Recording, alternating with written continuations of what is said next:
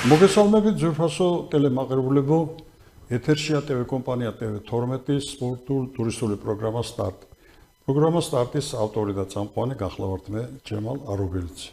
დღეს ჩემი სტუმარია აჭარის ავტონომური რესპუბლიკის სათხილამურო ფედერაციის პრეზიდენტი ბატონი თენგო ნეხეშიძე. მოგესალმებით თენგო. მოგესალმებით.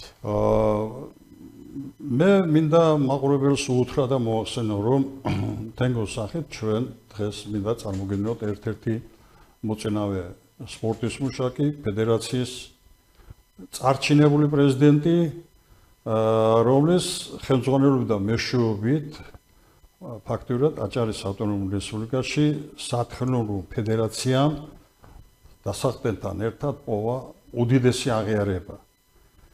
დამერწმუნებით, რომ ვისაც კი ხელშეხედვის წერტილი აქვს სათხილამურო სპორტთან, რომ აჭარაში გომარდული გოდერძი, განსაკუთრებით გოდერძის პოზიცია ერთი ასად გაიზარდა, თითქმის საერთაშორისო ბაზად იქცა და გამომდინარე აქედან ტარდება უმაღლესი დონის შეჯიბრებები, გარკვეულ შედეგებსაც აღწევს უკვე ჩვენი სპორტსმენები და ყოველი ამის, როგორც ხაზგასმით მოგვასწენე ბატონი თენგო არის შემოქმედი, მამოძრავებელი ძალა და ასე შემდგომ.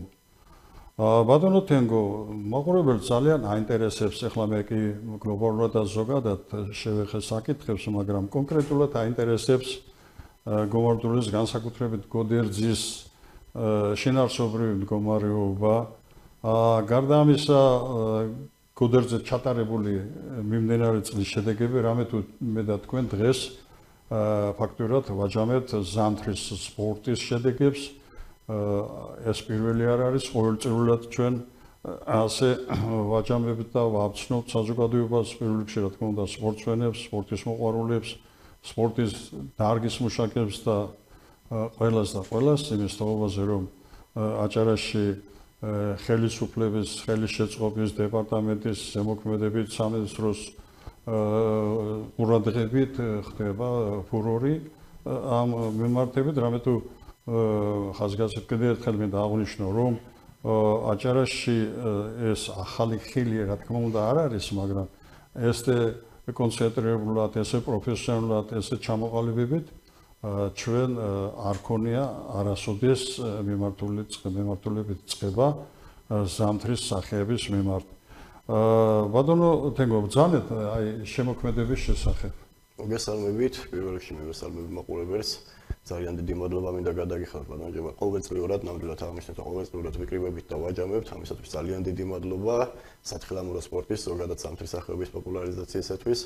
რაც შეეხება აჭარაში გამართულ ღონისძიებებს, ეს უკვე ზედიზედ მესამედ უმასპინძლეთ გოდერძიზე საქართველოს ჩემპიონატს, ეს იყო რა თქმა უნდა სპორტის დეპარტამენტის მხარდაჭერით და აჭარის განათლების და სპორტის სამინისტროს უშუალო ჩართულობით. მე თუ საქართველოს საუკეთესო სპორტსმენებმა მოიყარეს თავი კიდევ ერთხელ გოდერძზე და ეს არის უკვე მაგალითი იმის, რომ მომავალი თაობა უყურებს ამ ყველაფერს, საუკეთესო სპორტსმენების გამოსვლას, საუკეთესო სპორტსმენების სტარტს და საომალოდ უჩნდებათ მათაც ამბიციები, რომ იყვნენ იქ და მიაღწიონ წარმატებებს. რაც შეეხება აჭარის ნაკრების მონაგარს, აჭარის ნაკრები მთლიანობაში ჯამში წელს მხოლოდ საქართველოს ჩემპიონატებზე და საერთაშორისო ტურნირებზე ჰქონდათ 10 სტარტი, აქედან იყო 7 ოქროს, 14 ვერცხლის და 11 ბრინჯაოს медали, რაც წინა წლებთან შედარებით ერთიორად გაუმჯობესებული არის. რა თქმა უნდა, ჩართული ვართ მომავალი თაობის განვითარებაშიც, ის სპორტსმენები, რომლებიც ასაკობრივად ვერ იღებენ მონაწილეობას საქართველოს ჩემპიონატებზე, გვაქვს სხვადასხვა გასვლითი ტურნირები ბაკურიანში, გუდაურში, მესტიაში, სადაც ეს სპორტსმენები იღებენ იქ მონაწილეობას, რომ საომალოდ უკვე მზად იყვნენ იმ გამოწვევებისათვის, რაც მათ ელოდებათ ტრასაში, ესე რომ ვთქვათ, საშეჯიბრო მომენტში. ძალიან კარგი გილოცავთ და დიდი იმედი გვაქვს თქვენი ყოველივე წინსვლის სათმის და ამავდროულად ამ სპორტის განვითარების ართ. თენგო, რამოდენიმე წარჩინებულ სპორტსმენს ხო არ ჩამოგიხლებთ სახეობის მიხედვით? რა თქმა უნდა, ჩვენ როგორც მოგეხსენებათ, სახეობას ვაერთიანებთ ამ ეტაპისათვის, ეს არის გიგანტური სლალომი და სპეციალური სლალომი. ყავს წარმატებული სპორტსმენები, იგივე ლიკა პაპიძის სახით, იგივე ლიზი პაქსაძე, ნატა მეხეშიძე, ანრი მეხეშიძე, ლუკა პაპიძე, თემურ მიქელაძე, ალექსი ხოზრევანიძე, რომლებიც წელს გამართულ საქართველოს ჩემპიონატებზე მუდმივად იჩენდნენ თავს და იყვნენ მოწინავენი მათ ასაკობრივ ჯგუფში. მოგეხსენებათ, საქართველოს სათხილამურო ფედერაციამ ერთად შევიმუშავეთ ესეთი გეგმა, რომ საქართველოს ეტაპებზე, რეგიონალურ ეტაპებზე, რასაც ვატარებთ გუდაურში, ბაკურიანში, სვანეთში, გოდერძზე, 12 სპორტსმენი არის მხოლოდ რეგიონიდან წარმოდგენილი. ამ 12 სპორტსმენიდან საბოლოოდ საქართველოს ჩემპიონატზე იღებს მონაწილეობას მხოლოდ ის სპორტსმენები, რომლებიც ქულებს დააგროვებენ და იქნებიან ექვსეულში. აღსანიშნავია ის, რომ 12 სპორტსმენის გამოყვანის შესაძლებლობა ჰქონდა წელს ჩვენ ეტაპებზე, საბოლოოდ ისე მოხდა, რომ საქართველოს ჩემპიონატისათვის მხოლოდ 3 სპორტსმენმა ვერ შეძლო აღნიშნული ზღვარის გადალახვა და 9 სპორტსმენით ვიყავით წარმოდგენილები უკვე საქართველოს ჩემპიონატზე. ძალიან კარგი. მოდით ცნელებს ნუ დავწყვეტავ გულს. ცნელებიც გავაჟღეროთ, მადლობა უთხრათ მათ იმისათვის, რომ უმოკლეს დროში ესოდენ დიდ გიგანტურ შედეგებს მიაღწიენ და სპორტის შედეგებიდან ესაზღვრება. აი, წარჩინებული ცნელები. მოგეხსენებათ, პირველივე წლიდან, როდესაც მეც პირადად ვსრიალებდი და არ მინდა ისე გამომივიდეს, მაგრამ პირველ რიგში ძალიან დიდი მადლობა მინდა გადაუხადო მამაჩემს ვახტანგ მეხეშიძეს, რომელიც საჭარის ნაკრების მთავარი მწვრთნელი არის, პირადად ჩემი მწვრთნელიც იყო და ის თაობა, რომელიც ეხლა მოდის საჭარაში, არის ჩართული მუდმივად ამ სპორტსმენების აღზრდაში, სამომავლო განვითარებაში. აღსანიშნავია ისიც, რომ ბატონი ვახტანგის უშუალო ჩართულობით მოხდა წელს უკვე კერძო სექტორის მოზიდვა აღნიშნულ სპორტის სახეობაში. კომპანია ნოვამ დაგვასპონსორა ყველა აჭარის ნაკრების ყველა წევრი დაასპონსორა სათხილამურო ქურთუკებით, სადაც ერთჯეროვნად მნიშვნელოვანია იმისათვის, რომ სამომავლოდ უკვე კერძო სექტორის ჩართულობა არის მნიშვნელოვანი ამ აღნიშნულ სპორტის სახეობაში, რამე თუ არის ძალიან ძვირიანი სპორტი, ძალიან ძვირი ჯდება ინვენტარი, ერთი სპორტსმენის აღჭურვა მთლიანობაში რომ იყოს აი ესე რომ ვთქვათ ფისის სტანდარტის დონეზე აღჭურვილი. ამიტომ კერძო სექტორის ჩართულობა არის მნიშვნელოვანი, რა თქმა უნდა, ძალიან დიდი მადლობა სპორტის დეპარტამენტს ფინანსური მხარდაჭერისათვის, ყველაფერს აკეთებენ იმისათვის, რომ ეს აღნიშნული სპორტი განვითარდეს, ინვენტარიც გქონდეს, ყველაფერი, მაგრამ საბოლოო ჯამში მაინც მივდივართ იქ, რომ ფინანსები აუცილებელია, მაინც გვერდიდან შემოსული ფინანსები აუცილებელია იმისათვის, რომ უფრო წინ წავიდეს აღნიშნული სპორტის სახეობა. დიახ, გეთანხმებით, მე ბოდიში მოვიხდი მამა თქვენის წინაშე, აქედან დიდ მოკითხვას გადავცემთ ბატონ ვახტანგს, მადლობა იმისათვის, რასაც ის აკეთებს, თუნდაც ასეთი მამული შურის გახდნისათვის, როგორც თქვენ ბრძანდებით თენგო, გარდა ამისა, საკითხ დაწყებას იქ მიყავართ, რომ ძალიან ბევრი შრომა ჩადებული მამა თქვენს აჭარაში სპორტის განვითარებაში და ყოველი ამას ჩვენ ტელევიზია, მასმედია დაუფასებთ და შესაბამისობაში ხელისუფალიც ალბათ რა თქმა უნდა გადადგამს შესაბამის ნაბიჯებს მხედველობაში მომს დაფასება. ეს აუცილებელია სპორტში. თქვენ ნაწილობრივად შეეხეთ თენგო ტექნიკა აღჭურვილობას და ფორმებს, ფორმა ინვენტარი სპორტის სახეების მიხედვით როგორც ასეთი დიდი ფუფუნებაა ჩვენთვის მხედველობაში მაქვს ოლიმპიური სტანდარტების ასე რომ ვთქვათ ინვენტარი სპორტული ამ შემთხვევაში რაც ესე იგი მოთხოვნაშია ზამთრის სახეობისათვის და საინტერესოა ჩვენთვისაც მაყურებლისთვისაც ის რომ ესე იგი ვინ ამარაგებს ძირითადად სპორტულ ინვენტარით ჩაცმულობით და გარდა ამისა ტექნიკა ხო ჭირდება თორსაწმენდი ტრაქტორებია, ესე იგი მოძრავი საშუალებებია, თვითონ ბაგერებია და რა ვიცი, მოკლედ და კონკრეტულად ძალიან ძვირი სპორტის სახეობა. სპორტის სახეობები იცით თქვენ არსებობს, ძლევოსნური სახეები ვთქვათ, აქ რაიმე სპორტულ ინვენტარზე საუბარი არ არის, მხედველობაში მაგ ღირებულ და შეუძლებელზე სპორტსმენს გააჩნია თავისი ფორმა, თქვა ბადრო, შუბი და ასე შემდგომ და აქა თქვენთან კიდე ძალიან რთული პირობა. მე ვიცი რომ თხილამურები ათასობით დოლარიც კი ღირს. შემდგომ ამისა მათი შეჭიდულობა არსებულ თოვლთან მისი ასე რომ თქვათ საცხები, მასალები, რომლებიც უნდა ასოცირდებოდეს იმ თოვლის ფენასთან, რანაირი თოვლის ფენაც თქვათ ბუნება გვაჩუქებს ჩვენ. აი ამ ხრი როგორ ასაკ? რა თქმა უნდა, პირველი დაფინანსება ამ შემთხვევაში სპორტის დეპარტამენტისგან მოდის.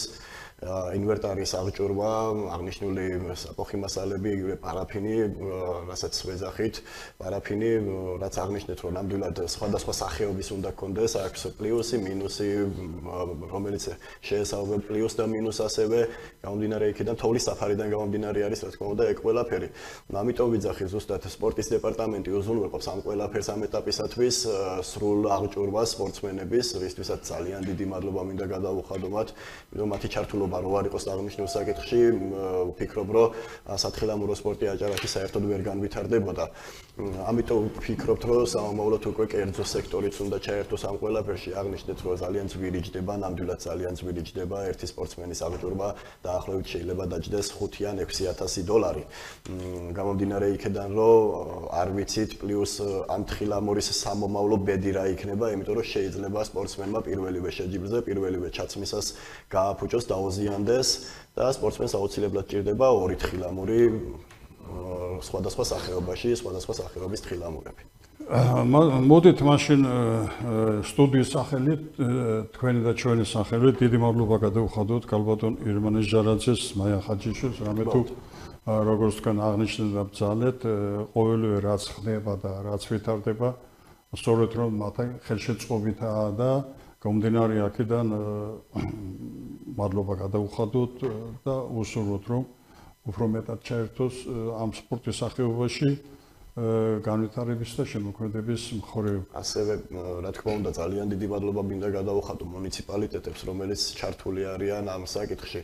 განსაკუთრებით ხულოს მუნიციპალიტეტის მერიას, რომელმაც რამოდენიმე ღონისძიებას კი დააფინანსა, თანადაფინანსება გაგვიწია, ასე რომ ვთქვათ, აჭარის ნაკრები გუნდს საბოლოო საქართველოს პირველი ეტაპი დაგვიფინანსა მესტიაში და დაგვიფინანსა ასევე კურორტ გუდაურში წინა მომცამზადებელი სასწავლო-სასწავლო შეკრება, თანადაფინანსებელი იყო, ასევე რა თქმა უნდა მთის კურორტების განვითარების კომპანიას, გოდერძი რესორტს და მათ ხელმძღვანელობას, რომლებიც ყოველი შეჯიბრების ჩატარებისას უშუალოდ არიან ჩართულები, იქნება ეს ფიზიკური ძალა თუ მძიმე ტექნიკა, არ აქვს მნიშვნელობა, ყველანაირი მხარდაჭერა გვაქვს ამ კომპანიებისგან, ამ მუნიციპალიტეტებისგან.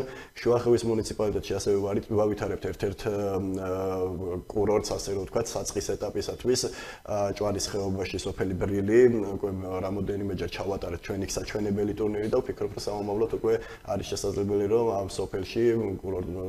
ამ სოფელში განვითარდეს ზამთრის მიმართულება სათხილამურო სპორტის მხრივ.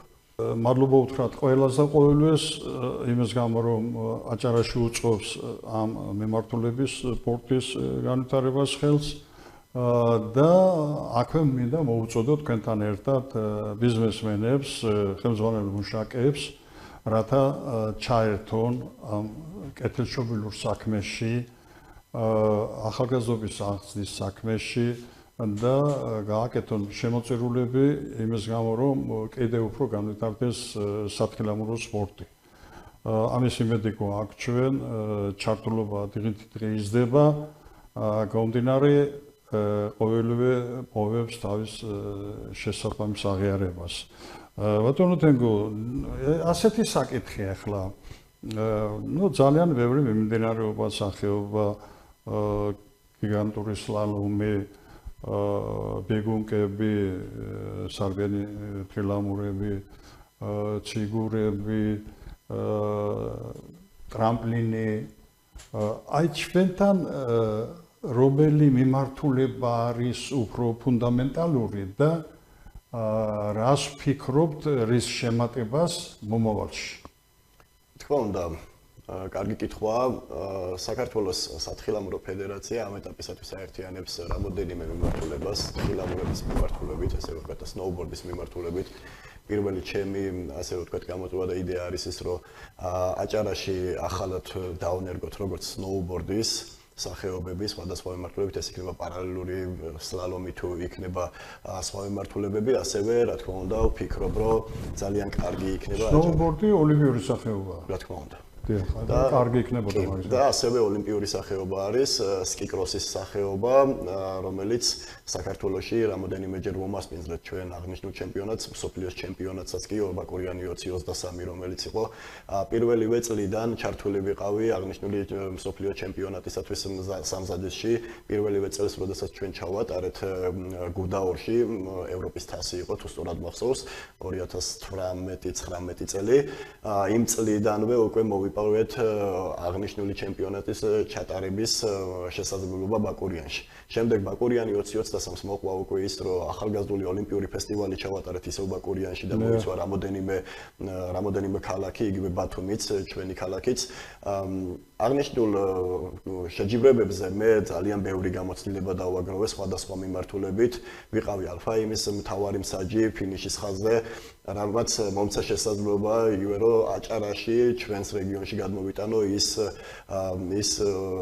ჩემი ნასწავლი გამოცდილება, რა გამოცდილებაც იქ დავაგროვე. ჩამოვიტანო აქ, დავეხმარო სხვებს, მომავალ თაობასაც, ჩემთან ერთად რამოდენიმე სპორტსმენიც კი დამყავდა იქ აღნიშნულ ჩემპიონატზე და იღებდნენ მონაწილეობას როგორც მოხალისეები და უკვე შესაძლებელი არის, რომ საომავლოდ ამ სპორტსმენებმა უნდა ჩაგვანაცვლონ ყველა და უნდა მოვიდნენ სათავეში ესეთი სპორტსმენები, იგივე მწვრთნელები იქნებიან, იგივე ის პირები, ხელმძღვანელი პირები, რომლებიცაც აქვთ უკვე შესაბამისად ეს გამოცდილება. მოგეხსენებათ, აჭარაში 2008-დან დაიწყო სათხილამურო სპორტის განვითარება. პირველი საშეჯიბრო წელს როდესაც ჩავედი ბაკურიანში, წარმოდგენა არ მქონდა რა უნდა გაგვეკეთებინა არც ერთ სპორტსმენს, ნუ მოკლედ ესე რომ ვთქვათ, აჭარის ნაკრები რო ჩავედით. იმ პერიოდისათვის ძალიან ცუდი გასახსენებელი, მაგრამ ეხლა ვიხსენებთ ისე რომ საერთოდ არაფერი არ ვიცოდით რა უნდა გვეკეთებინა ტრასაში, როგორ უნდა გვევლო იგივე სლალომის ტრასაში, გიგანტის ტრასაში არ ჰქონდა დანახული ეს ყველაფერი და მოვედით დღეს იქამდე რომ ყავს საქართველოს ძალიან ბევრი ჩემპიონი და უკვე საერთაშორისო ტურნირების გამარჯვებულებიც კი. ძალიან კარგი. ოდენზენგო, ეხლა ასეთი თემა. თქვენ აღნიშნეთ ბაკურიანის დიდი ღონისძიება, ფაქტობრივად ოლიმპიადა, რომელიც პირველად ჩატარდა ჩვენთან ბატონი ლერი ხაბელოვის ხელმძღვანელობით და ამ ოლიმპიადამ დიდი სტიმული და გაქანება მისცა ჩვენ რესპუბლიკას. გარდა ამისა, მე ვიცი და შემიძლია დამტკიცებით თქვა, რომ ჩვენი აჭარის ოლიმპიური კომიტეტის პრეზიდენტი ბატონი ჯორნი ცივაძე აქტიურადაა ჩაბმული ყოველ საკითხებში იმისათვის, რომ ოლიმპიზმი განვითარდეს რეგიონში და არის ასეთი კითხვა თქვენს მიმართ, რომ აი მაშინაც და დღესაც აჭარის გარეშე ფაქტობრივად წარმოუდგენელი დარჩა რეგიონში, მხედველობაში საქართველოს მასშტაბი ღონისძიებების ჩატარება. აქვეც ვახსენოთ, ეხლა კი სპეციფიკური მიმართულება, მაგრამ ყენუნის სასახლე, რომელიც საქართველოში ერთ-ერთი პირველია თავისი აღჭურვილობით და თავისი საშტატო შემადგენლობით თუ თავისი არეალით და მოდით შეიძლება პირდაპირ თქვენ არ გეხება, მაგრამ მაინც ზამთრის სახეობა და მაინც თქვენ წარმოდგენა, ესე იგი პროფესიულია და მნიშვნელოვანია ტელემაყურებელისათვის. ეს სინქრონი ყინულის სასახლე, ბაკურიანის ოლიმპიადა, აჭარის ჩართულობა, აქ ჩვენი სპორტსმენების წარდგენა, აი თქვენ ძალიან ალალა და გულღია და სამართლიანად რომ გამოცდილება არ იყო, არ იქნებოდა ლოგიკურია, იმდენად რამდენადაც სახეობამ ახლა ედგა ფეხი და თქვენ ჩაუდექით მამა თქვენთან ერთად ამ სისტემას სათავეში და წარმატებით და ღირსეულად. გამომდინარე აქედან მე მაინტერესებს ისევ სლალომთან ერთად აი ტრამპლინის შემოქმედებით სახე როგორ არის თუ არ არის ან რა ფაზაში იქნება, როგორ იქნება აი ჩვენი ლეგენდარული კოვა წაკაძე სწორედ რომ ერთ დროს სხვათა შორის თანაკურსელები ვიყავით, ცოტა წინ იყო ეს. ესე იგი ფურორებს ახდენდა იმ დროისათვის და დღესაც შემორჩენილია მის დიდება სახელი, წარმატებები და ყოველივე კარგი მას. გამომდინარე, აი მუშა სტილში მინდა რომ წარადგინოთ ეს თემები. ტრამპლინი, სლალომი, ყინულის სასახლეც დამატებით და რა ფორმაში და რა ინდენტობაში განვითარდება აჭარაში ყოველივე ეს. რამე თუ ავტორი ამ საქმის ირიბა და პირდაპირ თქვენ ბრძანდებით. რა თქმა უნდა, იყო ელემენტები ადრე, გომარდული იყო უფრო ადრე ვინემ გოდერძი, მაგრამ ეს იყო ეპიზოდური და სათავგადასავლო და ტურისტული ხასიათის გართობა, ასე რომ ვთქვათ. დღეს უკვე ჩვენ ვეჭიდებით პროფესიულ სპორტს, აი თქვენ სნოუბორდი ბრძანეთ, ოლიმპიური სახეობაც უკვე ჩვენთან ინერგება და ამ ოლიმპიურ სახეობას აქვს თავისი ოლიმპიური შემართებული მიმართულება და არის თუ არა შესაძლებელი რომ აი კიდე დავნერგოთ აი რაღაც მიმართულება ოლიმპიური სახის გამოვიყენოთ ის რეალური ფაქტობრივი მდგომარეობა ბუნებრივი მაქმედებლობაში რაც აჭარის მთას გაარჩნია და შემდგომი შეკითხვა დაგისვათ ჩართულობაზე რეგიონის ჩართულობაზე. აი ამ ძალიან ბევრი კი გამომივიდა, მაგრამ თქვენი გადასახედიდან როგორ შეაფასებთ? მოგეხსენებათ პირველივე საშეჯიბრო წლები რაც დაიწყო მე როდესაც ჩავერთი ამ სიტუაციებში პირველივე წლებიდან აჭარა ნამდვილად იყო ერთ-ერთი მოწინავე არ მაქვს საუბარი აქ სათხილამურო სპორტის მიმართულებაზე იგივე ინფრასტრუქტურა ვახსენეთ ჩვენ აჭარაში ძალიან ბევრი მაღალფუნქციური სპორტული კომპლექსები აშენდა იგივე ყინულის სასახლე ახსენეთ გვემატება აუზი ოლიმპიური ბატონ იქეთ დაგვემატა მოხრან ვახტანგაძის სახელობის სპორტის სასახლე, რომელიც ძალიან ბევრ სპორტის სახეობას აერთიანებს, აჭარაში მოქმედ დაახლოებით ალბათ 80-90% სპორტის სახეობებს. სხვადასხვა სპორტის სასახლეები, იგივე ბათუმის ცენტრალური მოედანი, სტადიონი, სადაც უკვე გაჯერებული არის აჭარაში ის, რომ სპორტული მიმართულება იშლება ფართო მასშტაბზე ყველა მიმართულებით. Შემიძლია ხმამაღლა ვთქვა, რომ აჭარა არის ერთ-ერთი მოწინავე რეგიონი საქართველოში სპორტის განვითარების მხრივ და იგივე შედეგების მხრივაც. გვაქვს რამოდენიმე სპორტის სახეობა, ესე რომ ვთქვათ, ჩავარდნა, მაგრამ ეს ყველაფერი არ არის ისეთი, რომ უნდა გავჩერდეთ რამეზე, უფრო წინ და წინ ვუყურებთ ჩვენ და იმედი მაქვს, რომ აღნიშნული სპორტის სახეობებიც რა თქმა უნდა განვითარდება და ამ შეხედულებით, რასაც ეხლა ვუყურებთ ჩვენ, რომ აჭარა არის ერთ-ერთი მოწინავე სპორტის სახეობებში, იგივენაირად აუდგამს ფეხს ეს სხვა სპორტის სახეობებს, რაც შეეხება ტრამპლინზე ხტომას, შეეხეთ ბატონიკობა ჩემი უფროსი მეგობარი არის, ძალიან დიდ პატივს ვცემ. არ ვიცი, ესე ხმამაღლა შემიძლია ვთქვა, რომ ლეგენდა არის ტრამპლინზე ხტომის, მაგრამ სამწუხაროდ საქართველოში ტრამპლინის მიმართულება ამ ეტაპისათვის არ არის. რატომ არ ვიცი ნამდვილად, იმიტომ რომ ფიქრობ სახელმწიფო უნდა ჩაერთოს ესეთი ადამიანი, როცა ყავს ქვეყანაში ლეგენდაა და მით უმეტეს ცოცხალი, უნდა ჩაერთოს სახელმწიფო აღნიშნული სპორტის განვითარებაში და უნდა შეუძლოთ ის, რომ შევქმნათ ინფრასტრუქტურა შესაბამისი სხვადასხვა რეგიონებში, ნუ ამ ეტაპისათვის ბაკურიანში არის მხოლოდ ტრამპლინები სხვადასხვა ზომის, მაგრამ უკვე გამოსული არის მწყობრიდან ეს ყველაფერი, ჩემი თვალითაც მოქვს ნახული რამოდენიმეჯერ. იგივე დაემატა ასევე ბაკურიანს თქვენ ახსენეთ მეგონკები, ბეატლონის ტრასა დაემატა, ოლიმპიურ ფესტივალი ჩატარდა. არის შესაძლებელი რომ განვავითაროთ რა სხვადასხვა მიმართულებები, იმიტომ რომ რამე თუ აჭარა ზოგადად აჭარაში კი საქართველოში 4 თვის განმავლობაში მუდმივად გვაქვს თოვლის საფარი. დიახ. დასანანია რომ შესაძლებლობებს ვერ ვიყენებთ. ეხლა ლოგიკურია თქვენ ჩამოთვალე და იმდენი კეთილი საქმე გააკეთა ხელისუფალმა და იმდენი მილიონები დახარჯა, მილიარდებზეც ადის ეს ყოველივე ერთად აღებული სპორტის განვითარების მხრივ ყველაფერი ერთად არ მოხერხდება. თანაც ქვეყანა გარდამავალ პერიოდშია და მოთხოვნა არამს უმარტო სპორტის სახეებზე სხვადასხვა დარგებში მიმართულებში არის და ჩვენ ნაბიჯ ამ საქმეს აუცილებლად გადავწყვეტ ხელისუფლებასთან ერთად მაგრამ აი ჩართულობა არსებული შემოქმედებით საქმიანობაში რომელიც ფაქტურად უკვე მზადაა ეს უკვე ჩვენი ვალდებულებაა მე იმის მინდა რომ მოვუწოდოთ ჩვენ შარშანაც მოვუწოდეთ მე შეგახსენებ თქვენ რომ ჩაერთოს აჭარის 6-ვე რეგიონი განავითაროს 6-ვე რეგიონმა მიმართულებითი სახეები სკოლებში დაინერგოს საშუალებისა და შემოქმედების მიხედვით ფიზდაღდის უпростоრად სპორტის მასწავლებლების მიერ თქვათ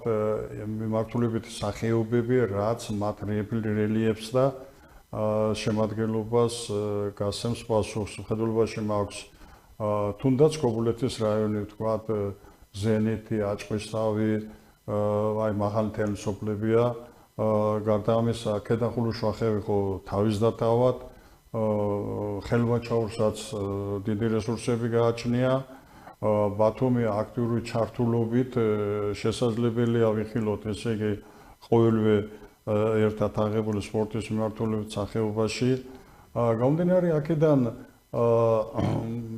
მე მინდა ვთხოვო და მოვუწოდო ყველას და ყოველივეს ვისაც კი სპორტთან აქვს კავშირი და სამსახურეული დამოკიდებულება ესე იგი ეს სახეობები არჩევის მიხედვით ეხლა ჩვენ აქედან დიქტატს ვერ გავაკეთებთ თქვათ ზენიტში ქობულეთში რა მიმართულებით რა სახეობები რა საშუალებებით ესე იგი ჩამოყალიბებიან ისინი მაგრამ ძალიან დიდი სურვილია იმისა რომ სასკოლო სპორტში სამსახეობაში თქვათ გადატვირთული ჭადრაკი ჩაანაცვლოს თხილამურებმა ჩაანაცვლოს მოკლე მანძილებზე და ასე რომ ვთქვათ მოკლე არეალზე შემოქმედებთა საქმიანობმა იმიტომ და იმდენად რომ გავაფართოვოთ ჯერ ჩვენ საკუთარ ოჯახში აჭარა-მაკედონიაში მიმართულებითი სპორტის სახეობები ამ შემთხვევაში ესე იგი ზამთრის სპორტის სახეები და მოცული იქნას ყველა და ყოველივე ერთად აღებული რომ ჯანსაღი ცხოვრების წესის შემოქმედება არ იყოს მარტო განყენებული სახეების როგორიცაა თქვათ სპორტ თამაშები თუნდაც ჭიდაობა და ასე შემდგომ და ასე აგვარად უნდა იყოს აუცილებლად ჩართული შემოქმედებითად ზამთრის სახეები ამ კუთხით რა თქმა უნდა ეხლა თქვენ როგორც ფედერაცია სურვილებს კი გამოთქვამთ მაგრამ მამოძრავებელი ძალა როლი ხელში არ გიჭირავთ გამომდინარე აქედან ჩვენი ერთადერთი იარაღია თხოვნა და შეძლების და გვარად ხელმძღვანელი მუშაკების საქმის ხურში ჩაყენება იმის თაობაზე რომ მოხდეს სრულიად სახალხო აღზევება სპორტის სახეების განვითარების კუთხით და მიმართულებით აი ამ კუთხით რაიმე ხო არ გიფიქრია რა თქმა უნდა ძალიან ბევრი მიფიქრია გამომდინარე იქიდან რომ ხულოს მუნიციპალიტეტში ამ ეტაპისათვის არსებობს ორი სკოლა სათხილამურო სკოლა ეს არის ქედლების სათხილამურო სკოლა და არის დანისპარაულის სათხილამურო სკოლა ძირითადად აჭარის ნაკრები ამ ორი სკოლიდან ივსება და ის სპორტსმენებიც ძირითადად არიან მხოლოდ ამ ორი სოფლის წარმომადგენლები რამე თუ ქედლებს ძალიან ბევრი მეზობელი სოფელი აქვს ყავს გვერდით ასევე ანალოგიურად აქვს დანისპარაულსაც იმ ხეობიდან მხოლოდ რიყეთი არის მეზობელი სოფელი რამოდენიმე სპორტსმენი დგას თხილამურზე თხილამურზე ყველა დგას უბრალოდ სპორტული მიმართულებით ძალიან ცოტა დგას თხილამურზე ეს არის გამოწვეული რა თქმა უნდა იმითგან რომ სკოლებში უნდა ისწავლებოდეს სხვადასხვა სპორტის მიმართულებები უნდა იყვნენ სპეციალისტები ჩართული ამ ყველაფერში მქონია შემთხვევა ისეთიც რომ ვატარებთ საქართველოს პირველობას ასე რომ ვთქვათ, ჩვენს კუთხეში, ჩვენს რეგიონში, მაგრამ რამოდენიმე სკოლის სპორტის მასწავლებელი საერთოდ არც კი დასწრებია ამ ჩემპიონატს, იმიტომ რომ არც იცის რა არის, მოკლედ და რა ხილი არის ეს და რა დონის შეჯიბრებები ტარდება. მე ამას არაპროფესიონალიზმს ვეძახი, რა თქმა უნდა, იმიტომ რომ არ არსებობს ჩემი აზრით სპორტის მასწავლებელმა შენ რეგიონში, შენ კუთხეში, შენ მუნიციპალიტეტში, როდესაც გაიგებ რა ტარდება ესეთი ჩემპიონატი, უნდა გქონდეს ინტერესი იმის, რომ მიხვიდე დაესწრო და შესაბამისად შეაფასო რა არის, როგორ არის. მე ამას არაპროფესიონალიზმს ვეძახი, რა თქმა უნდა და ვეძახი იმას, რომ ეს მასწავლებლები ყველა უნდა გადამზადდეს ყოველ შემთხვევაში ისე, რომ არ ქონდეთ მხოლოდ სკოლაში ერთი მიმართულება, რამე თუ ახსენეთ თუნდაც ჭადრაკი ან სხვა სპორტის სახეობები არიან მწვრთნელები, რომლებიც სპორტის მასწავლებლები, რომლებიც მხოლოდ ერთ სახეობას ანვითარებენ სკოლაში, რამე თუ სკოლაში ძალიან ბევრი ბავშვი არის და ყველა ბავშვს ერთი და იგივე ნიჭი, სპორტული ნიჭი არ გააჩნია, მათ სხვადასხვა ნიჭი გააჩნიათ, ზოგი ჭადრაკში არის ძალიან მაგარი, ზოგი თხილამურში არის ძალიან მაგარი, ზოგი მაგიდის ჩოგბურთში და ესე შემდეგ. ამიტომ ყველა მიმართულებით უნდა განავრცოს სპორტის მასწავლებელმა ეს ყველაფერი და უნდა გაუზიაროს ბავშვებს მისი ცოდნა, რომ აღნიშნულმა სპორტსმენმა უკვე თავის თავში იპოვოს რისი ნიჭი აქვს და ის კეთება უნდა საომავლოდ ცხოვრებაში სპორტულ მიმართულებით. რა თქმა უნდა, შეიძლება არც კი დაკავდეს სპორტული მიმართულებით, მაგრამ იმას გააჩნდეს რაღაც ისეთი, რაც არ ვიცით, რომელ ბავშვში და რომელ სპორტსმენში არის ეს ნიჭი დამალული. ესე უბრუნდებით იმ საკითხს, რასაც ქვია სპორტული კადრების აღზრდა. ჩვენ სტუდიიდან და საზოგადოდ პიროვნულად აი ძალიან ბევრჯერ დავაყენეთ ეს საკითხი, რომ ბათუმის სოთა რუსთაველის სახელმწიფო უნივერსიტეტში აღდგეს სპორტული სწავლების დეპარტამენტი. ღმათ ვარ დარწმუნებული, რომ აბსოლუტურად ყველა რაიონი, რა თქმა უნდა, პირველ რიგში აჭარის და შესაძლებელია ეს გავავცოთ საქართველოს მასშტაბით, მოვა უნივერსიტეტში და დაეუფლება და ისწავლის პროფესიული სპორტის განვითარების საკითხებს, რასაც შემდგომ გადასცემს ახალბედა სპორტსმენებს თავით მშობლიურ ადგილას. სხვა შემთხვევაში იქნება ის რაც არის და რაც არის, აი თქვენ ბრძანეთ და მეც გეთანხმებით, რომ ეს აუტანელი მდგომარეობა არა სპორტული სპეციალისტები მართავს ზოგიერთ შემთხვევაში სისტემათაც კი არა სპორტული სპეციალისტები დაკავებულია საცნო საკითხით და ყველაზე მტკივნეული რაც არის, ეს არის სპორტული სწავლება სკოლაში, რაც ფაქტიურად არ ვიცი ახლა უხეშად და ძალიან კაცრად არ გამომივიდეს, მაგრამ სადღაც ვიტყოდი, რომ გაუქმების პირს არის მისული იმდენად, რამდენადაც სწორედ რომ ჩვენ ახლა საკითხს ვაყენებთ სათხილამურო და ზამთრის სახეებზე, მაგრამ საზოგადოდ ასეთივე მდგომარეობა მიმართულებით ყველა სპორტის სახეებში, მათ შორის ფეხბურთი, ყველაზე საყვარელი სახე რო ავიღოთ, ჭიდაობაც, სპორტთამაშებიც და ასე შემდგომ, ტექნიკურ სახეებზე აღარ მაქვს საუბარი, იმიტომ რომ ტექნიკური სახეები საერთოდ უგულვეყოფილია და ამ თემასაც უნდა დავბრუნდეთ, ახლა ჩვენ ცოტა თემას გადავცდით, მაგრამ სპორტის ტკივილი უნდა ვაღიაროთ აუცილებლად. გამომდინარე საკითხთა წყებას მიყავართ იქეთ, რომ სპორტის მართლობის სისტემაში და ამავდროულად შემოქმედებითი ხასიათის წარმომადგენლობაში რადიკალური ძროები მსხრევა უნდა დაიწყოს. აჭარას ახალი ხელმძღვანელი ყავს, მე ნიშნის მოგებით არავის არ ვესაუბრები, მაგრამ დიდი იმედით ვფიქრობ, რომ ამ საკითხებს, ეს გლობალური საკითხები, ეს პიროვნებას ჩვენ არ ვეხებით, ესაა გლობალური სისტემური მართვის საკითხები, რაც გაბედულად ვიტყვი, რომ კრევას და მსხრევას მოითხოვს იმდენად, რამდენადაც სკოლაში ჩვენ ბავშვი უნდა ვაზიაროთ, თქვათ, ხულოკე და შუახევში კიდევ ერთხელ დავზენდა ვიტყვი. სპორტის მრავალ სახეობასთან, მათ შორის შეიძლება უპირველეს და პირველ რიგში ეს იყოს ზამთრის სახეები, შემდგომ შესაბამისობაში არჩევითი და სურვილის მიხედვით, რომ საბოლოო ჯამში მივიღოთ ჯანსაღი ახალგაზრდა, ჯანსაღი ქართველი, ჯანსაღი ცხოვრების წესის დაფუძნება რამე თუ სწორედ რომ სამსახური ამ თემებს და ამ მიმართულებს ემსახურება და ნომერ პირველი ჩვენთვის ეს არის. რა თქმა უნდა, კარგია ჩემპიონები, მედადრე ოლიმპიური ჩემპიონი, რომელიც სპორტში განსაზღვრავს სპორტული შემადგენელის ყველაზე დიდ და მთავარ ნაწილს, მაგრამ კიდევ ერთხელ დავზენ და ვიმეორებ, რომ მასიური სპორტი არის საფუძველი და დედა ყველა იმ წარმატებებისა, რასაც ჩვენ შემდგომში ვაღწევთ.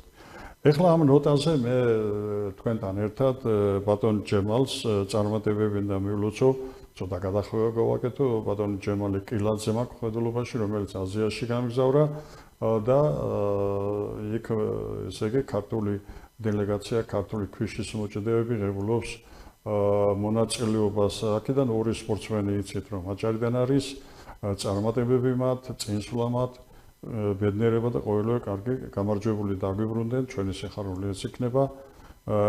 ჩვენ ამიტომ ვარსებობთ და მოღვაწეობთ, რომ გავახაროთ ჩვენი იერი, მამული და ყველა ის, ვისაც კერჩი უძგერს ქართული გული. ბატონო თენგო, ცოტა რომანტიული გამომივიდა, მაგრამ არ შეიძლებოდა არ შევხებოდი ამ დეტალებს, იმიტომ რომ რაშია საქმე, ეცეთ ავადმყოფობას მორჩენა რო უნდა, იმას წამალი უნდა და იმას რეალური აღიარება უნდა.